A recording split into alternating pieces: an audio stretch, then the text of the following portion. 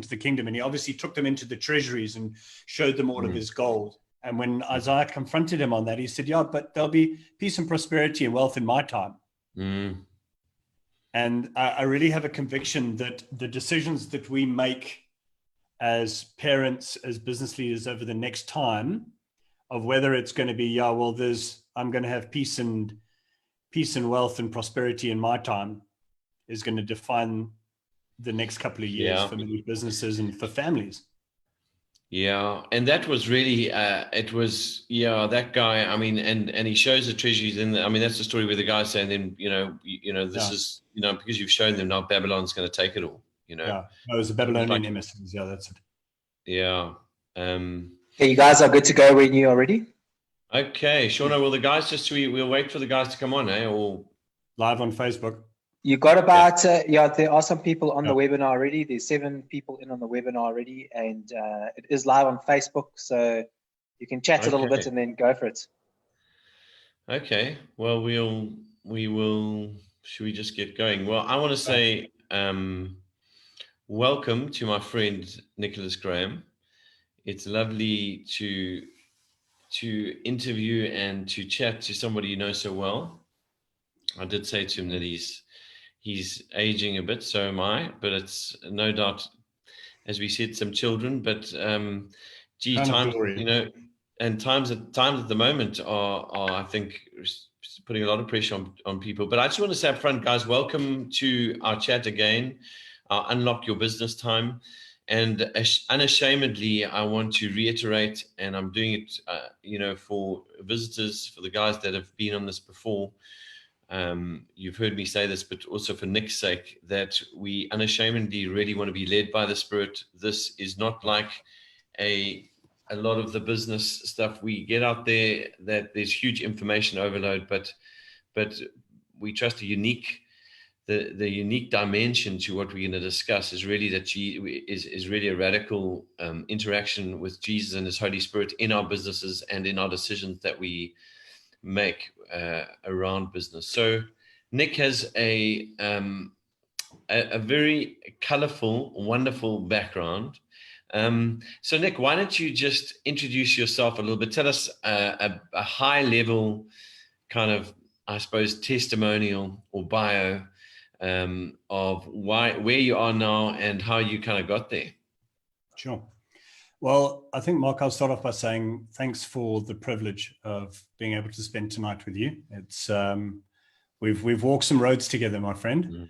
I look back with on a lot of firm memories. I remember when the Spirit was moving in Glenridge the one night, and you and I were enjoying some of the best of it. We've walked some roads together, my friend. So first of all, thanks for the privilege. And to everybody out there, good evening.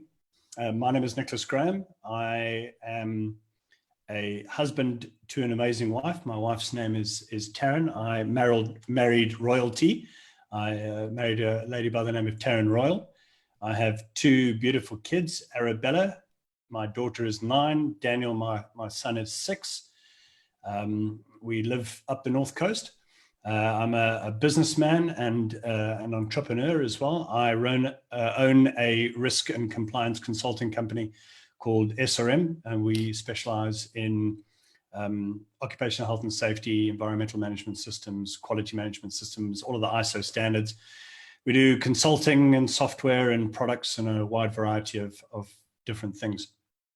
It's been an interesting journey to date. I started out in the commercial field back in 1996. I was working with Tiger Brands. I don't think I'm going to go into the days prior to that, Mark. Started off with Tiger Brands. I might. You might not. I might. Started off with Tiger Brands in 1996. Worked my way up through the risk field there. Started my own consulting company in 2006. We grew it. We've got 3 different sites around the country. We service Durban, Johannesburg, and Cape Town. And since I started my business, it's really God is. I mean, I was sitting at the table this evening with my family, and we literally wept just at the favor of God that we've received as a family. I travel a lot, so despite the the pandemic, this past month of lockdown has been 30 days in which I've been at home with my family every single day. So, you know what, I think the choices and the perspectives that we have as individuals determine how we look at issues. So despite there being a significant amount of pressure out there, and I don't discount the pressure that anybody may be experiencing at the moment, I think when we choose to look at the positive aspects and celebrate them, it really helps to change the way that we look at things. And I think that's been very helpful to us over the past 30 days. So I've had 30 days with my family. I mean, when I started my consulting firm in 2006, I've literally traveled a week or 2 weeks out of every single month since I started my business. So this has been a godsend for me. You know, I've been at home, I've been playing with my kids in the pool, sleeping in, catching up on the sleep debt, doing a whole lot of really, really good things. So Nick, you said a few things I want to just jump on immediately. And I think just to say, I think for the first half, I do want to speak a little bit of around your entrepreneurial story. We'll see where you go. And then we really want to get into some of your expertise around compliance. It's a huge subject. It's I think a swear word for many people in business, many entrepreneurs like myself, but we absolutely appreciate how important it is. But you said a few things there, and you didn't mention a few things as well. So I want to ask, I mean, more than you've set up this business, but you played a huge part in establishing Freedom House in Ballito. Yeah, how's that journey been? Just navigating your absolute passion for really the church, for establishing churches, and and then building a business and having a family. Maybe just share, some. Well, you know what, I got saved into Glenridge many years ago. Funnily enough, SMS Stan Phipps this week, who's a close friend of mine, just to thank him for the role that he's played in my life. Do you know what burns in my heart, Mark? And Freedom House has just celebrated its 3rd birthday. And I sent a message to the leadership team, and I just said, you know what burnt in my heart when Freedom House was planted was an activated priesthood. And what I mean by that is, with my life, I want to be the very best Nick Graham that I can be to my family, to humanity, to the church, etc. And what that looks like for me is not just thriving in business, but thriving in the kingdom. And I choose my words carefully. I wouldn't say frustrated. When I looked at the church collectively, there always seemed to be the significant divide between the sacred and the secular. The guys in business would look and pass funny comments at the guys who are in full-time ministry. It's like, whatever, and vice versa. So, what's really been close to my heart is having the ability to span all of the worlds, all of the aspects of life well. And, if you have a look at the leadership team within Freedom House, majority of them are marketplace guys. And it's added a beautiful dynamic, because I think what's been helpful to our community is that when there's a large component of marketplace people, it says to the rest of the church that they can do that as well. They can be everything that God has called them to be in the marketplace, as a stay-at-home mum, as a teacher, as an entrepreneur. I choose my words carefully, because I'm not trying to say that there is a difference between my faith life and my work life, because there isn't. If you have a look at the historic kind of Hebrew way of looking at things, it was one life. There's no differences. My faith in the marketplaces should be no different from my faith that you see in church on a Sunday. So that was really, for me, one of the reasons that Freedom House was birthed. Is I have a burning desire to see the priesthood, men and women, activated to be everything that God has called them to be, whether it be in the marketplace or whether it be in the church. So Freedom House was planted in my house. Myself and Taryn was planted in our house 6 years ago, with a ragtag bunch of people who, were just hungry for the things of God, I think. And it's been an incredible journey. I have incredible people to walk with, Mark. I mean, apart from, I have a history with Glenridge, and I had a group of friends there called the Boykies, and Mark was, or still is. You're never actually going to stop being a Boykie, Mark. We are Boykies. We were part of a group of guys that met for coffee once a week, and it was really a kind of a group of iron sharpened iron. And I've had the privilege of changing seasons between Glenridge and joining up with another group of guys up here, Matt Roberts, Theo Moorman, Ryan Matthews, DJ Reed, Brent Nell, and a couple of other guys who I get to walk with in life, who will encourage me and help to sharpen me. So the journey of Freedom House has been a beautiful one, planted in my house.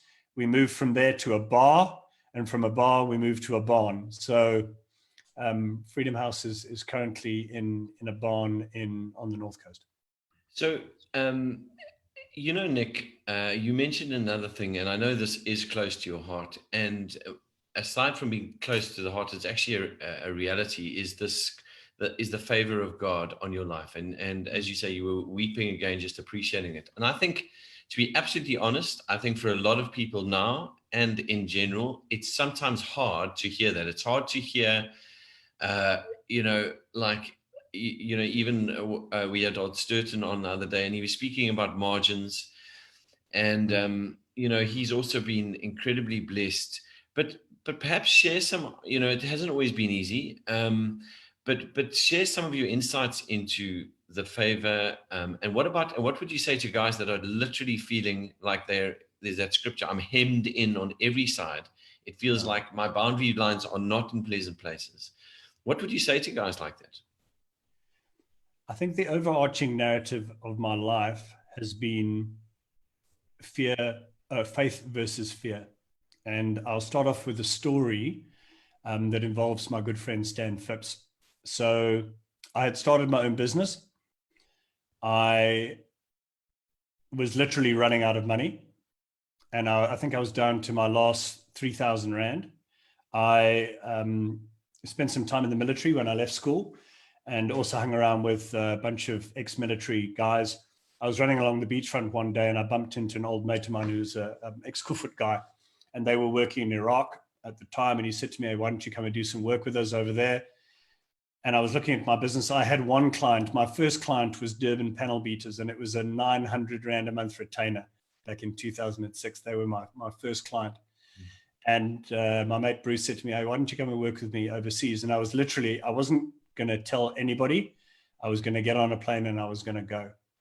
But I decided to be accountable to my good friend Stan. And I sat down and I said, "Hey, Stan, if I look at things, it's not working out. I've got one client, one retainer. I was just going to get on a plane and go." And he said to me, "Nick, I'm dealing with a family in the church. If they don't have money by Thursday, they're going to lose their car.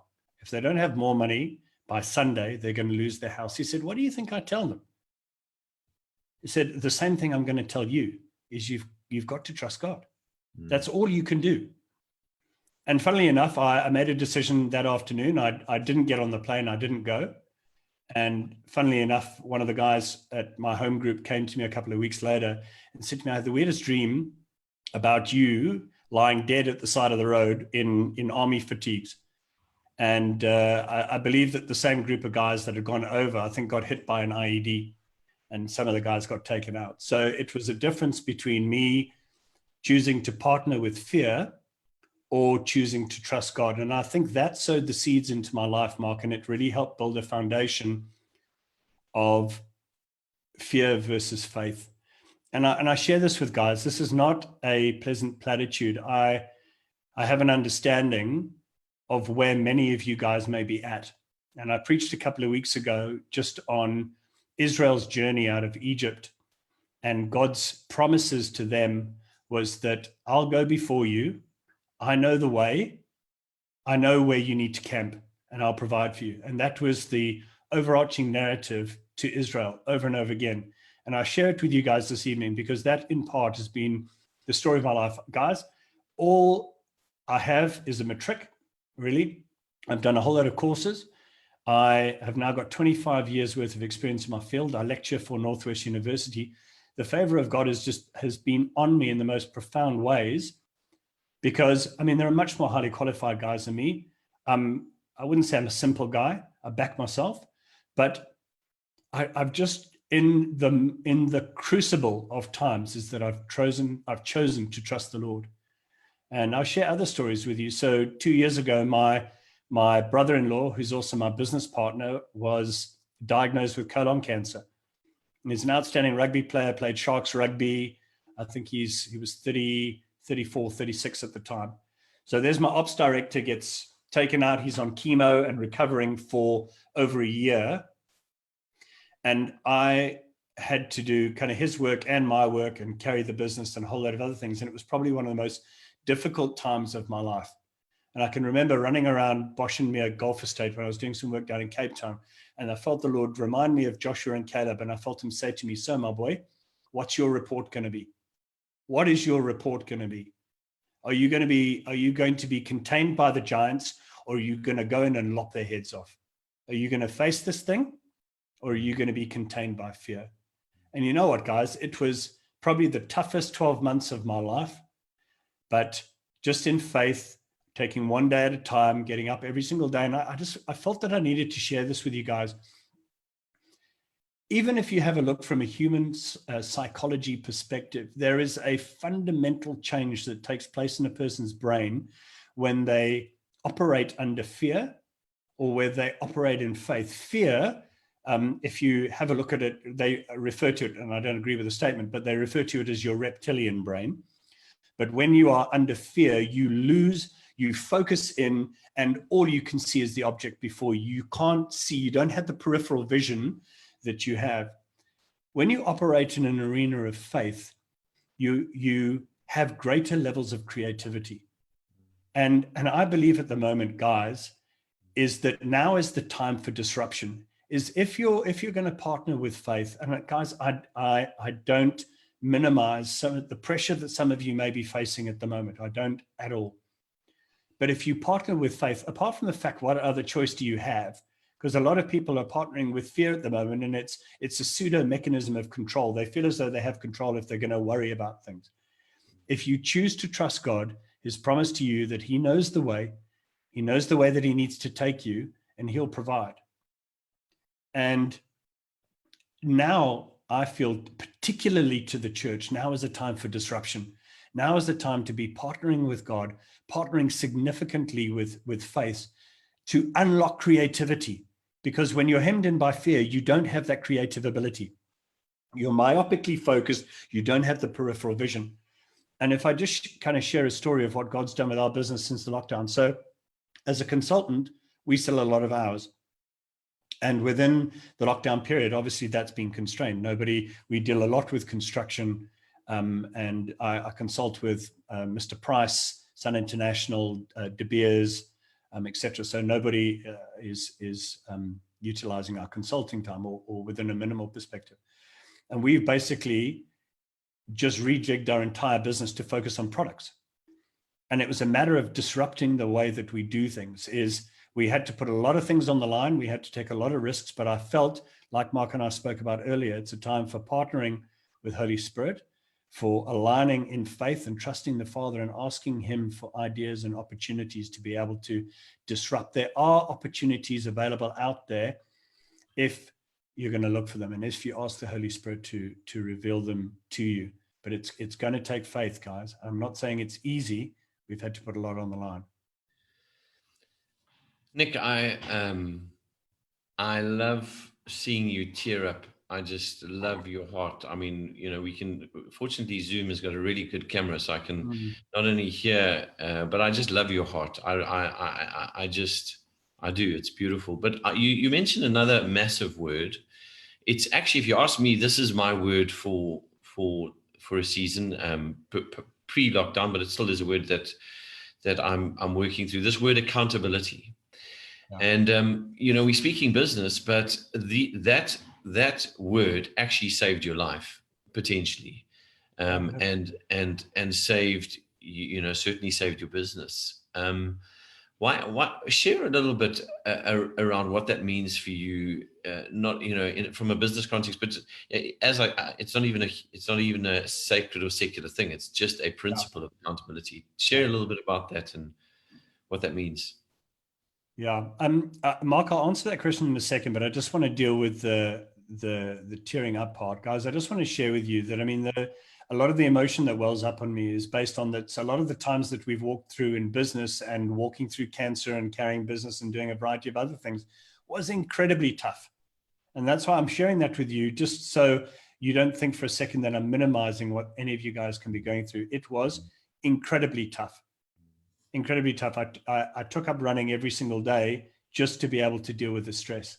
That must have been really tough then. It was incredibly tough and I'm tough thinking, times. Sorry. I don't want to minimize them at all the moment, but I think if you started running, it must have been really, really bad. Yeah, it was. But anyway, now to answer your question. You know what, Mark, is I think my journey around accountability has been interesting because fathering for me, or lack of fathering for me, played into the role of accountability. Because my parents were divorced when I was quite young. So, and there were one or two other kind of role model fathers who may or may not have been the best of influence. So I've always been very, very close to my brothers, to my friends, the likes of you, Raymond Menezes, Mark Sturton, etc., who've always been my close mates. So, for me, accountability, it's vulnerability and accountability within that arena of brotherhood have never been difficult. But I mean, one of the things that you didn't go into. So when I left school, I went into the army, and when I left the army, I started working as a nightclub bouncer and was in the bouncing fraternity for the better part of about 10 years. So, and there was a clique of guys that we used to hang around with as well. I mean, it's like a gang of brothers, the band of brothers. So being in a band of brothers has never been a difficult thing for me. It's because, and I think there's a caution with that as well, because I think sometimes when you hang around with a whole bunch of brothers, it's difficult to be fathered, and I think in some cases, a lot of those bands of brothers hang out together because they're a bunch of orphans as well. So it's just, but for me, that accountability perspective, I've been fortunate enough to have some incredible influences in my life. The likes of both Mark Slaughter, Mark Sturton, Nevin Davidson, Raymond Menezes, part of my Glenridge kind of Boykies season. And you know what, Mark, that was such a privilege, eh? We were all very similar, but also very different guys.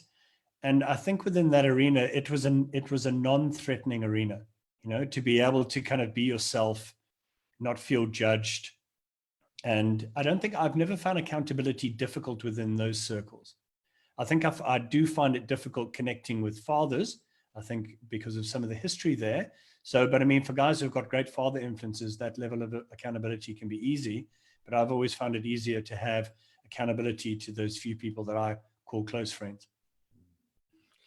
Yeah, I realized in many ways I've been fathered by my brothers. It's an interesting dynamic, you brothers, but in many ways you actually father each other through your different gifts and skills, and through having an open and vulnerable relationship to share the load, and but and what about in a business? If you had to take some of those lessons then into running a business and into keeping a business on track, and even specifically with people that are working for you, how does that play out? And, how do you find the balance between keeping that family atmosphere, but also holding people to account? It's interesting you say that. I'm part of a group of friends, and last night, somebody sent me a picture. It was a picture of somebody making a comment about debit orders, and it was something about made the best debit order win tonight. And I thought it was quite funny. I thought, yeah, so and I posted it on a group that I'm with, and a couple of the guys shot back at me and said, hey, that's not funny. That's a very serious issue for some people. And I sat back and I thought about it. And I deleted it a couple of seconds later, and I said to the guys, hey, yeah, sorry, that was a poor choice. Thanks for holding me to account. And, I share that with you for the following is that, sometimes we are going to have blind spots. And I think that's where the significance for me of accountability is going to come in, is where you've got people, but also, it's about building bridges with people. I think if somebody else had to shoot that comment back to me who I didn't know that well, you might get your back up a bit and whatever. But once you've built bridges with people, it's easy to drive some trucks over them. It's like the guys that I was on that group with, I all know. And so I know that it was them knowing who I am and just saying, hey, that's not the best you are. So I just want to kind of wipe my nose a bit. To bring that into a business perspective, there are so many temptations out there, whether it be financial stewardship or whatever within business. Can I just say, I would hate to walk my business journey out alone. I can actually think of nothing worse.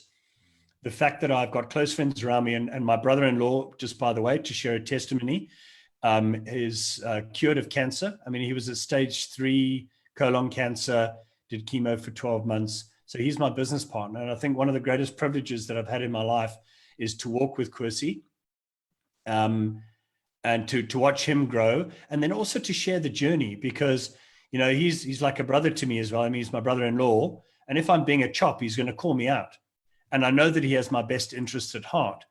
So I think it's essential. I mean, my accountant is one of my other best friends, Nevin Davidson, who's a close friend of yours, and it's lovely to walk the journey out with guys who have got your best interests at heart, and it's going to say, hey, Nick, that's the best option for the business.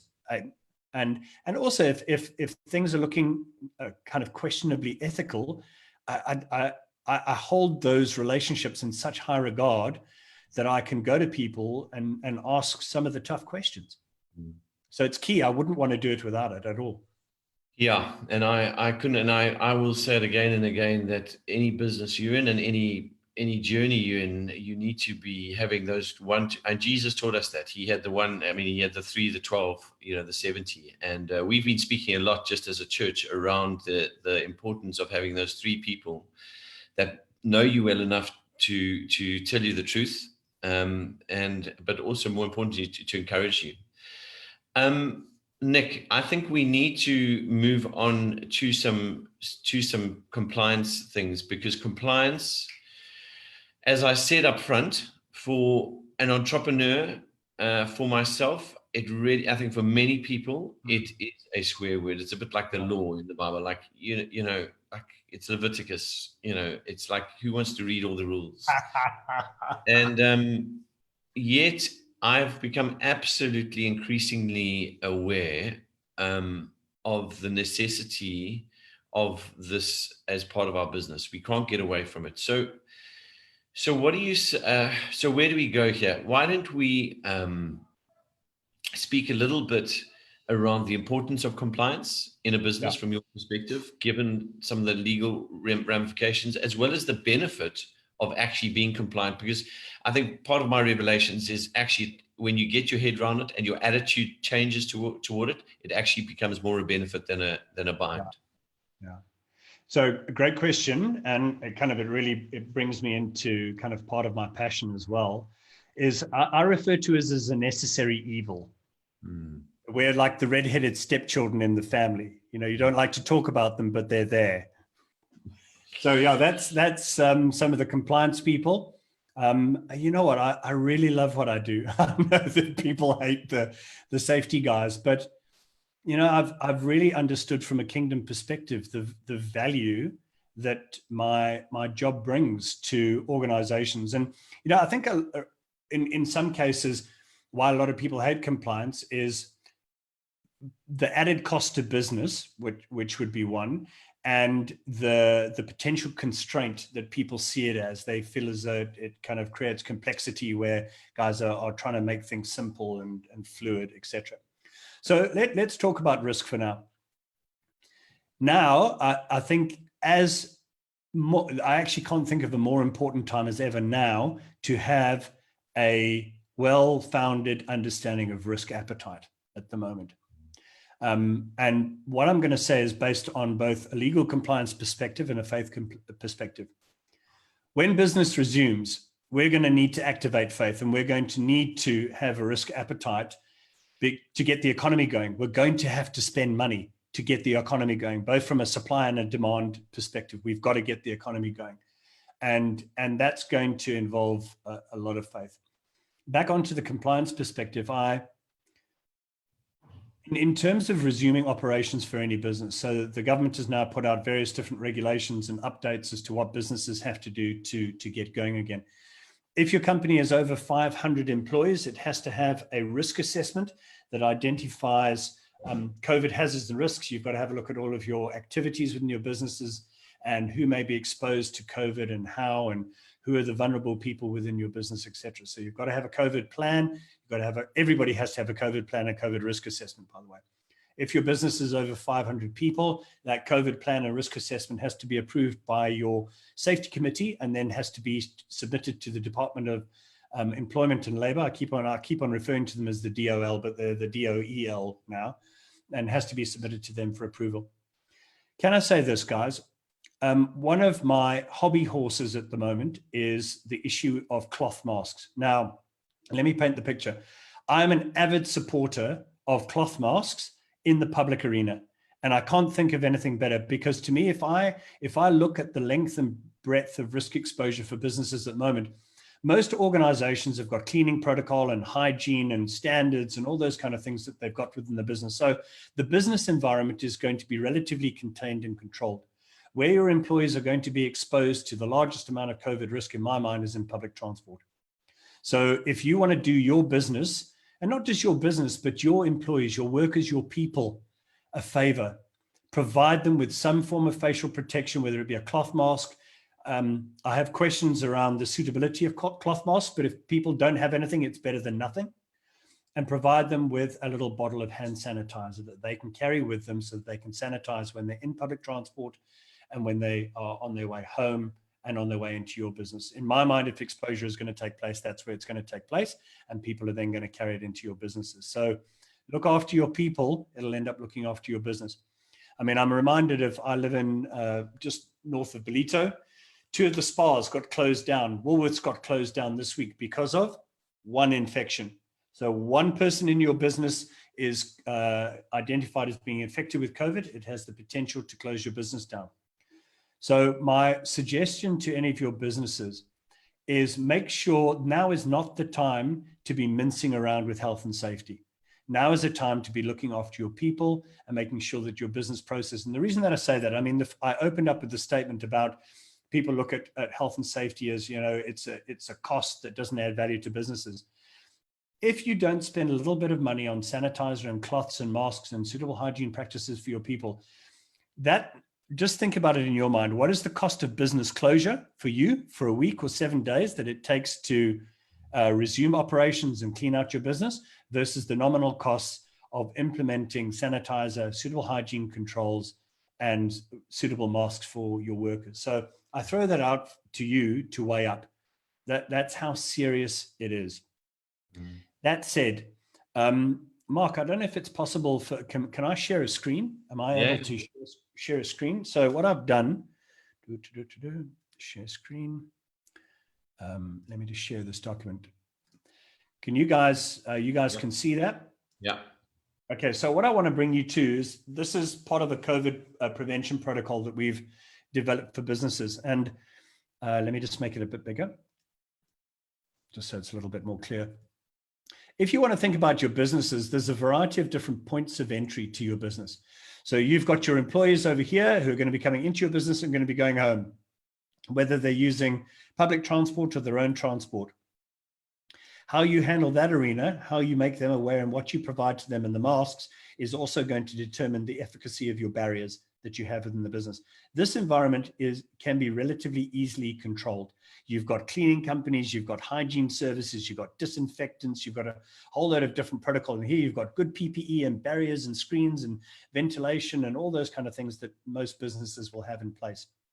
How COVID's going to get into your business is through your employees walking in your door, your visitors, suppliers, and contractors eventually when they start coming to your door again, You've got to take cognizance of how you dispose of your waste, because a lot of the waste that's generated within your business, if it's come into contact with bodily fluids, etc., could now possibly be classified as hazardous waste, particularly if you've had a COVID infection within the business, these people coming into contact with your waste as well, and how your waste is disposed. So if you've got masks and cloth masks or PPE that's being disposed of, and you don't dispose of that correctly, that then goes off to a general waste landfill site where people are going to be sifting through your waste looking for recycling, and then they get infected with COVID. So there is a duty of care that needs to be exercised by businesses in terms of the life cycle of their interactions. And also, you need to take cognizance of your deliveries, because your staff are then going to get on the road. If they're going to be making deliveries, you've got to make sure that they've been provided with the correct protection. If I had to give you my professional opinion, each business should be looking at and creating or classifying their job profiles around risk.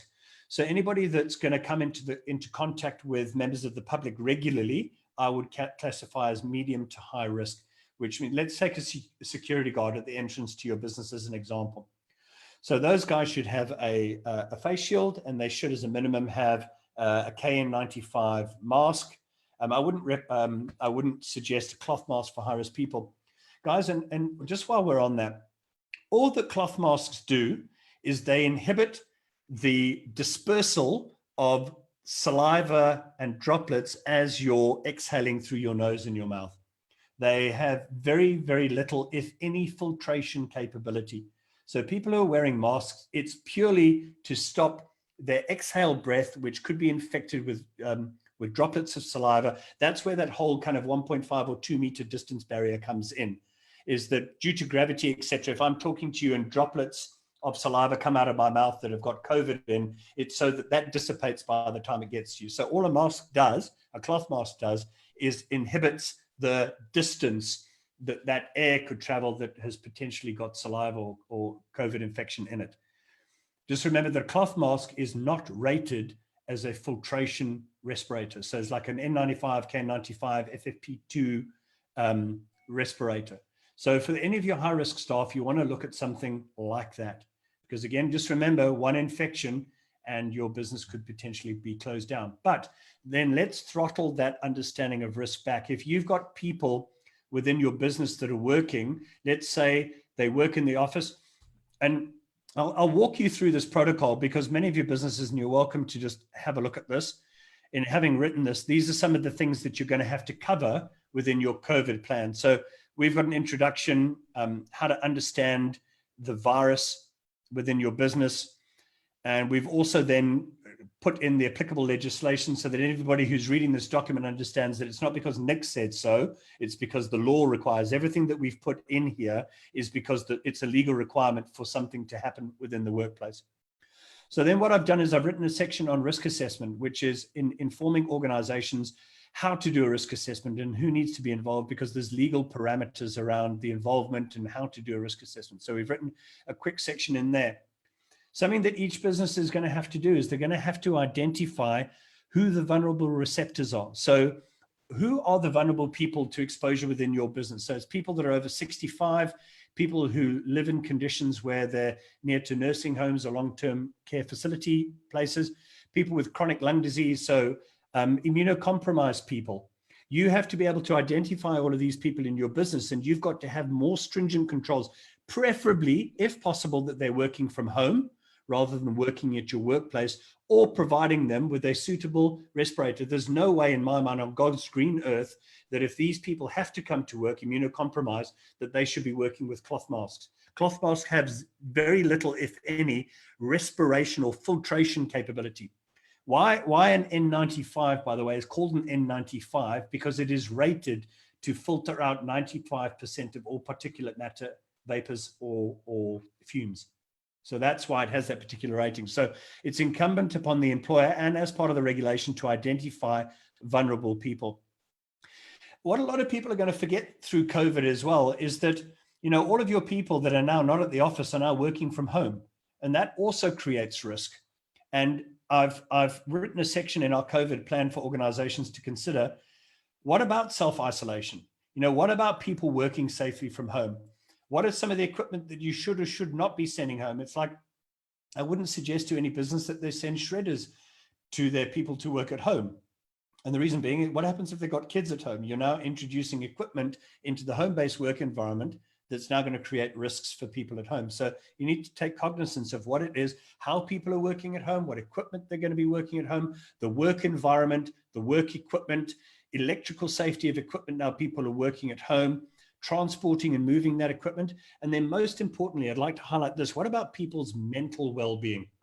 We're made for community, Mark. I mean, you and I know that. That's kind of what we say. It's part of our narrative. But now that people are at home working on their own, like we've got small kids in the house, my wife, who's a physiotherapist specializing in women's health, is now teaching my kids.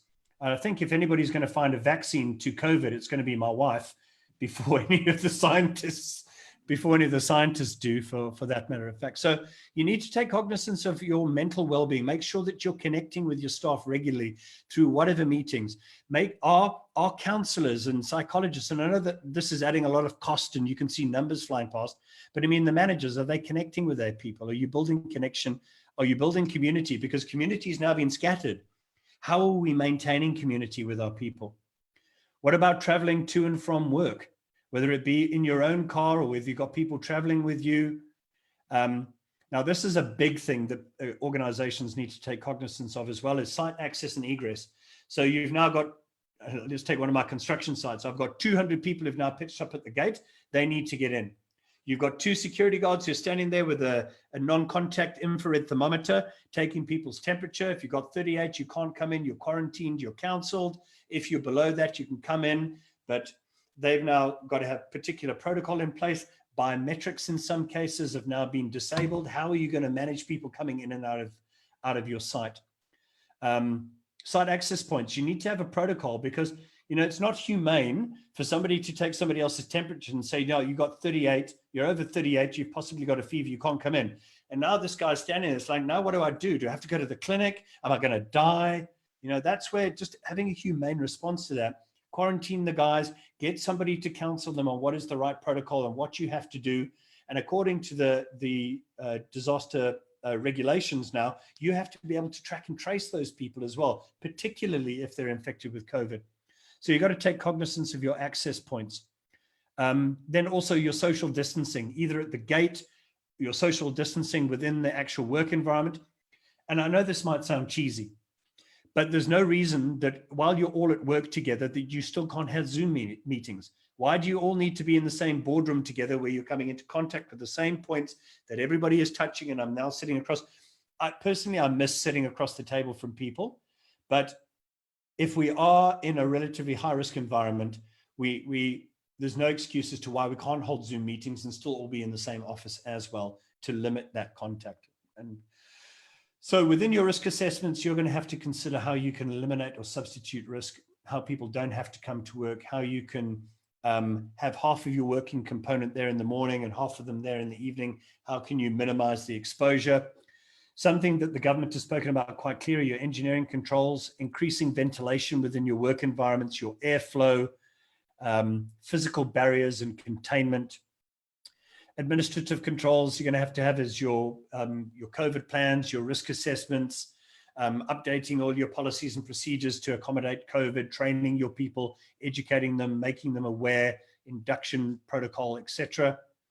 Now, there's another thing as well. Medical screening is something that's a requirement of the regulations that employers may be required to do some form of medical screening. Now, again, the suggestion around here, I don't always think the security guard standing at your front gate is the right person to be dealing with all of your employees coming through the gate.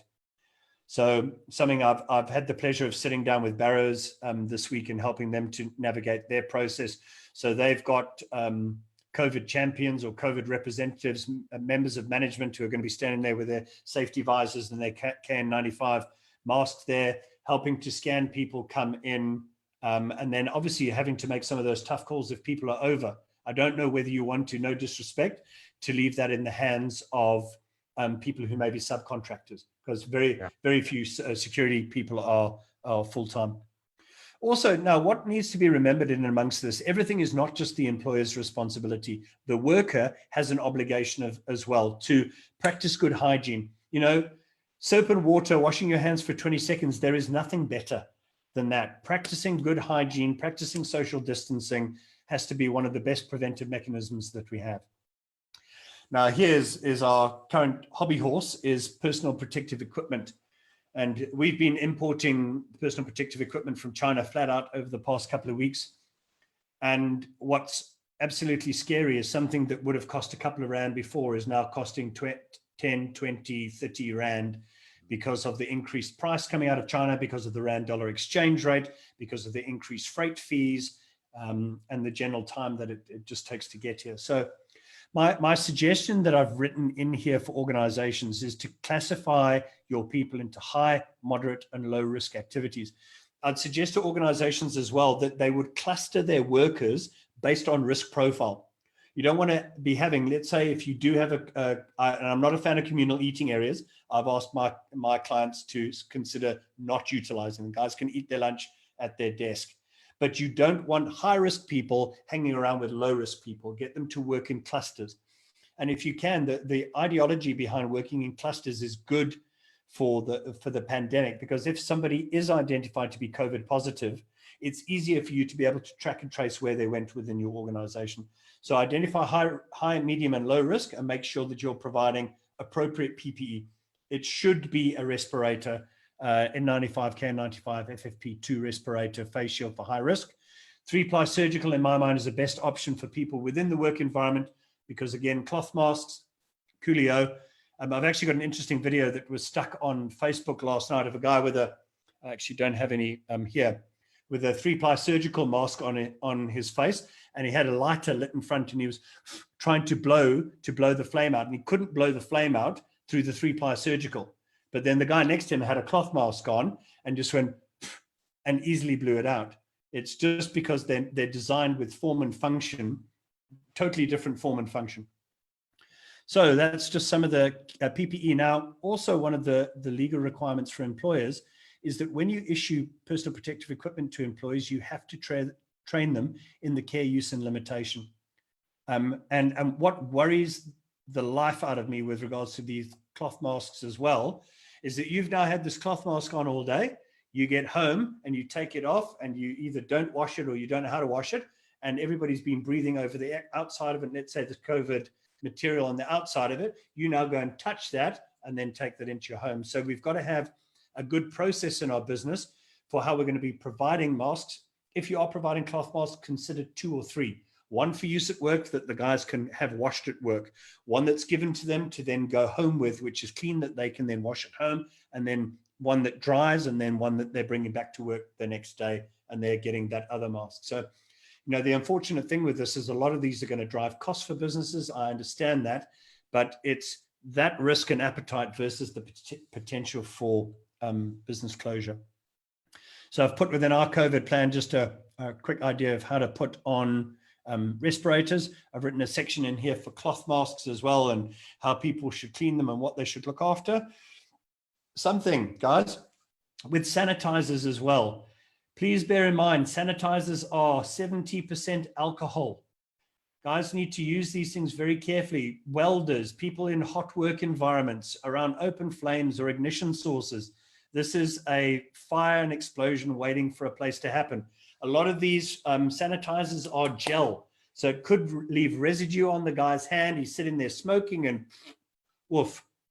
We need to use these things with wisdom. Nothing better than washing hands. And I've put a thing in here on how to wash your hands. I've even created a little YouTube video of me singing happy birthday to myself twice as I wash my hands, because singing happy birthday to yourself twice is approximately 20 seconds. So if you want to have a laugh, I'll share that with you. Toilet facilities, cleaning. Obviously, businesses need to identify high risk touch points. So what I mean by that is stuff that people are going to be touching every single day, and you need to increase your hygiene protocol around that. So if you've got lifts, everybody's going to be pressing those buttons. Handrails going up and down stairs, people are going to be using those. We need to increase our hygiene protocol around those high risk touch points. The office printer, everybody's getting their printing done on exactly the same thing and touching the same point. So each business is going to have to go through their work environment and identify those things that are going to be touched by everybody during the course of the day and ensure that cleaning is increased around those particular areas. Canteens and eating arrangements. If you can your canteen, excuse the pun, can your canteen. I wouldn't suggest communal eating areas for this time period at all. I would prefer that people make their own lunch, bring it to work, eat it at their desk, rather than going into a place where everybody's touching the same point of contact, etc. Changing facilities and showers. Oof, now that's going to be a nightmare, but you just try and minimize the number of people that are in the showers at any particular time. Now, a point of interest, if anybody's going to visit your site, now organizations are going to have to think quite carefully around how they identify who comes into. If you've disabled your biometrics, how are you going to know which employees were on site at the time? So an attendance register for workers, visitors, contractors, and suppliers is essential, because if somebody is identified to be COVID infected, you have to be able to track and trace where they've been and who they've come into contact with. And you have to provide that information to the government, Department of Health, DOEL, NICD, etc., so that they can then start tracking these people, identifying them and testing. Delivery people, in my mind, are high risk. They're going to be going out to your client sites. They're coming into contact with the public, unloading, offloading stuff as well. And you need to provide appropriate PPE for them. And as a part of my plan here on small businesses, waste management, make sure that your waste, if it's hazardous waste, is collected appropriately. And then you need to have a section in your COVID plans for emergency planning. What happens if somebody is identified as COVID positive? What do you do? Who do you contact?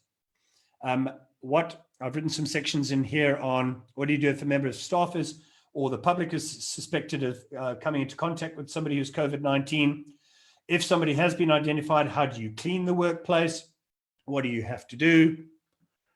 And then I've just put some examples in here of a risk assessment and some awareness stuff. So I'm going to kill that, and I'm going to stop sharing my screen. And am I back to just being me, Mark?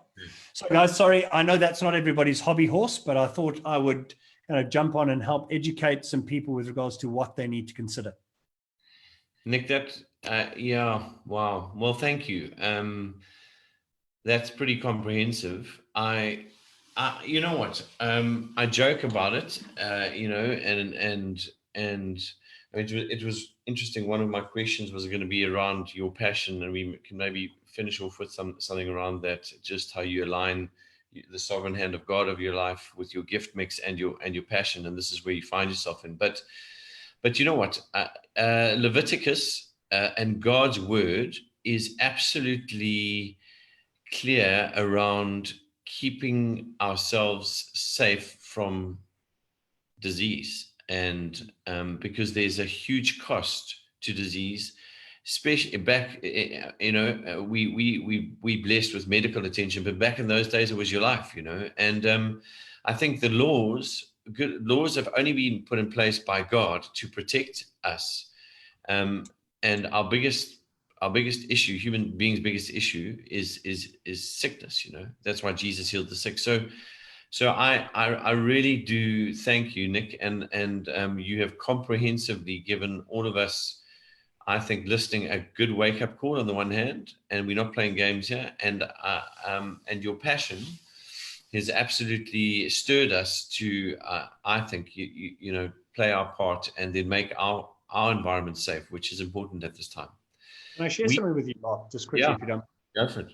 I had an incredible revelation about the law a couple of years ago. So whether I look at Leviticus or whether I look at the Occupational Health and Safety Act, the foundation of every facet of law are human beings, are God's creation, whether it's environmental law, whether it's health and safety law. The foundational premise of why the law was created was to protect people. If I go back to Leviticus, the laws were created to protect people, relationships, health. At the foundation of that is God's creation. At the foundation of environmental law and health and safety law is people. So despite the ad nausea details in there, if you can look past that and have a look at the golden thread that binds it all together, all of the law is created as guiding principles to help protect our relationships and help protect, to help protect our relationships at the end of the day. So if we can kind of see past the detail into the meta narrative of the law and know and understand, I look at what I do. I have the privilege of loving on people through the law, and the law is given to us to help provide details on how to protect people. And that's at the heart of it. Yeah, and just to bring in some of your own testimony, and the sovereign hand of God coming from your background of almost, military, and even bouncing is an unredeemed kind of way of protecting people. But you find yourself, passionate. You're actually passionate about protecting people. I mean, I've seen you in your friendships, and I've seen you in your marriage, and I've seen you with your family. You burn for protection. It's a very godly thing. And I think for me, a huge part of this and a huge help is just to change the attitude. It's amazing how a just shift in attitude can actually propel our business into a new level by actually embracing some stuff that we think is, and I've probably been one of the worst at this. It's like, from a marketing perspective, there's the last thing you want to think. You're thinking vision, vision, vision. And this just like slows you down. But actually that slowing down keeps you healthy, and it's, you can't be pushing ahead and then be unhealthy. So that's huge. Nick, I think just before we tie this up, guys, there is opportunity to ask Nick some questions, and we'll hang on for a few minutes here. But Trish was just asking, can we go over briefly the initial cleansing of the workplace? Fumigation has been mentioned. Sure. Now, the interesting aspect is that sometimes when we introduce corrective measures or preventive measures, we can introduce additional hazards. So, I've seen a lot of these guys advertised on Facebook recently where they'll go through your business and they spray this fog and all kinds of stuff into it. To be honest with you, I don't know whether I'm an avid supporter of that. And the reason that I say that, if you're the owner of a retail shop and somebody goes through there with a fogger, they haven't actually physically picked up the product and cleaned underneath. So you've got this residue of this product, the residue of the agent around your products. That's fair enough, but it hasn't got into everything. So I don't know. For me, the jury is still out on the benefit of if any of you fumigation companies, you're welcome to kind of correct my understanding. But to me, there is no other solution of hands on deck with a good disinfectant, surface disinfectant, cleaning everything within the business. And maybe, Trish, if you want to be more specific with your question, I can see the chat panel on my right-hand side. Why would you want to fumigate? Has there been, a detected case of COVID in there? And if you've been out of work, if you haven't been in your work environment for over 30 days, COVID, according to the research, doesn't really stay on surfaces for longer than 4 days at maximum. So I wouldn't envisage that it would be necessary if your business has been in lockdown that you now need to go back and clean everything. But if you give me a bit more detail, I can answer more specifically. Where can we purchase N95 masks from, as well as face shields? What is a reasonable price for face shields? Guys, you're welcome to contact me. We've just imported 500,000 N95 masks, face shields, etc. So, Mark, I don't want to use this as a mechanism for promoting our business, but we do it. Yeah. Yeah. And sorry, go, Mark. Those those N9, I've been wearing an N95, but it's hard to breathe. I mean, through those things. I mean, it certainly is like being in a pressure chamber. I mean, you can get fit wearing those masks. What was the one? Batman? Who's the guy who was walking around with the respirator on? We all looked like Bane out of Batman. So let me just kind of quickly chat around that for a second. So a lot of people have been asking the question, like, what is an N95? What is an FFP2? What is a KN95? It's basically a standard. So America calls it an N95, and it just basically means it filters out 95% of the particulate matter. China's equivalent is the KN95, and the European equivalent is called the FFP2. I've actually got a pack of, I don't think you can see it. That is a box of KN95 masks. Mark, to be honest with you, they I would only wear an N95 or KN95, whichever of your choice is, when I'm around people. But let's just kind of highlight this for a second. In the medical fraternity, you've got the best protocol for this. Sanitize your hands, get your mask, put it on. Wear it when you're in contact with people. Before you take your mask off, sanitize, take it off, and put it in a secure place. And a lot of people miss that, sanitizing before and after, because you can easily just put a clean mask on and contaminate it, or you've now got contaminated hands and you go and put it onto the back of your ears, etc. And I mean, I fell foul of this. I'll be vulnerable with you guys, because I did a stupid thing when I got out of the supermarket the other day. I mean, I had a whole load of perspiration underneath my mask. I got in the car, I took my mask off, and the first thing I did was wipe the sweat off my face. And it's like, and I just thought to myself, oh, you muppet. I mean, I've just been walking around, my shirt's been exposed to everybody in the shop, and I just went and wiped my face with it. So we can all fall foul of it. But yeah, so just wear it when it's necessary, when you're in contact with people. You don't have to wear it all the time. But yes, yeah. Trish did say that they haven't been in their workplace for 5 weeks, so that's fine. I did think that was the issue. Mark, please could you perhaps email contact details to people? Yeah, I will.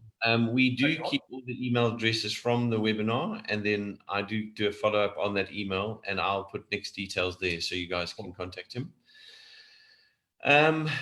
How long can a person wear an N95 mask? Good question. Great question. That is a brilliant question, Devin. Okay, so let's just say this. There's the perfect world solution, and there's kind of where we are right now. So all of these masks, in principle, if you're working in a workplace, should be single use, as in used for a day. That is a luxury that nobody can afford right now.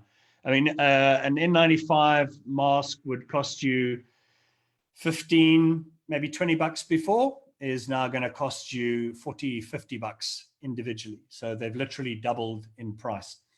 So to answer your question, the research shows now with any of these respirators, you shouldn't be cleaning them with chemicals at all. The suggested way of you get reuse and extended use.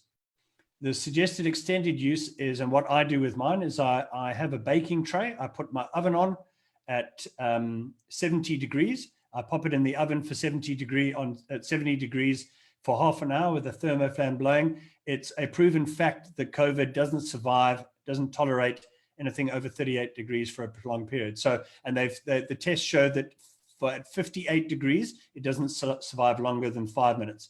So 70 degrees is not going to, it's not high enough heat to affect, because these are a kind of a plastic material that has been melt blown.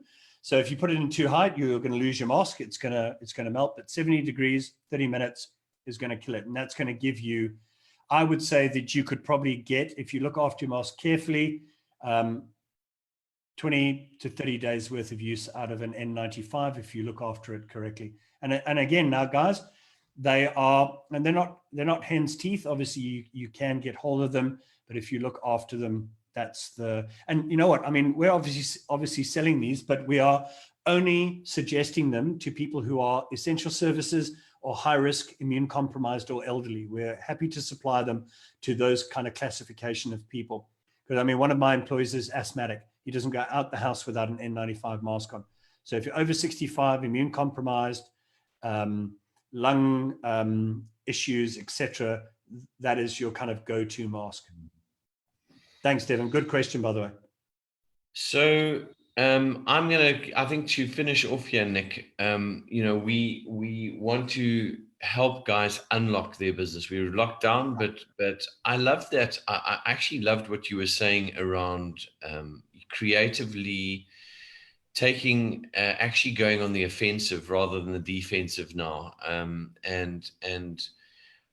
partnering with the Holy Spirit and saying, what can we do to reinvent ourselves, to take advantage of the opportunities. I was talking to my business partner earlier today, and he was just referencing an article that my father-in-law sent us, a great article tracking some of the trends from the old Spanish flu kind of epidemics, and saying the businesses that really flew were businesses that didn't hold back in R&D, but actually went big into R&D during that pandemic. In other words, they invested in, like you were saying, creative thinking, changing the way they do business, and I think that's the right attitude. It certainly is a faith attitude.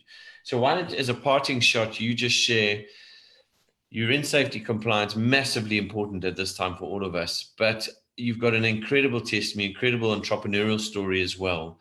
What one or two things to unlock guys' business? I mean, shoot from the hip. You don't have to. What comes first in your mind?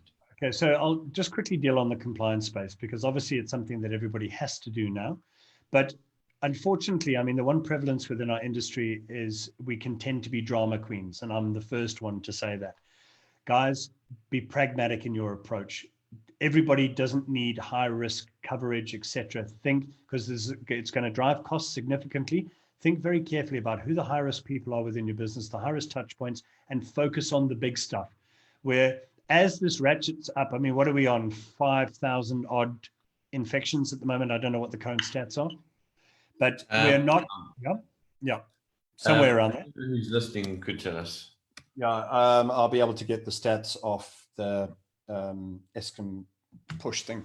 It'll give me it in a second. So we're not, if we get to 15 or 20% of the population, that's where you want to, that's where ultra caution is absolutely necessary in everything that we do. Obviously funding and access to money is not freely available for everybody at the moment. So be practical and pragmatic in the way 556475350 last night. Okay. So be practical in your approach, but I agree with Mark. Now is the time for disruption. Now is the time for creativity. Now is the time, guys. The Bible is littered with stories of people who partnered with God. And you know what? God loves it when the stats are supposedly in somebody else's favor. David, smallest guy there, goes and slays Goliath with a slingshot and a couple of stones. Gideon, let's just whittle down your army a little bit more. Let's whittle down your finances a little bit more. The Bible is littered. It's like regularly the odds were stacked against the people of God. But God is not afraid of that. And we don't need to be afraid when the odds are stacked against us. Now is the time for partnering in faith with the Father and moving forward and listening to exactly what the Holy Spirit is saying. And look and see, taste and see that the Lord is good. Yeah. Nicholas, thank you, my friend. You are an absolute delight. I love you. You've been a wonderful friend to me. I think you've given such wonderful value here. It's been an absolute pleasure. I've dropped your email there, but I will put some stuff out there. I will on that mailer that comes, because we're talking to our friend Raymond on Tuesday night. Oh, my buddy. So we're in for a treat. Another man of God who wields the legal sword with much skill, and you don't want to be on the opposing side. So he'll be there. So I'll put some stuff on that. But Nick, thank you so much. And you're a great blessing. You're a great encouragement on all fronts for all of us. And you're a man of faith. And I think the guys have loved it. So guys, good to have Nick here. Thank you, Sean Reed. Yes, go for it, Nick. One last thing. Mark, do you mind if I pray for everybody? Yeah, go for it. Please do. So, Father, I ask in the name of your beautiful and precious Son that you would bless every single person who's listening to this. Father, I pray, Holy Spirit, right now, that faith would rise up in people again, Lord. Faith would rise up to be able to take down the giants that they're facing, Lord. I pray that faith would rise up to again put your faith and your trust in the Father, who says, I know the way. Let my presence go before you. I know the way I'm taking you. I have a good, pleasing, and perfect plan for you. Lord, let faith rise in people right now in the name of Jesus. Amen. Amen. Nick, thank you, man. Pleasure, guys. I couldn't have finished better. Good stuff, guys. Take care. And God bless you. And we'll see you Tuesday night. Cheers. Thank you, Sean.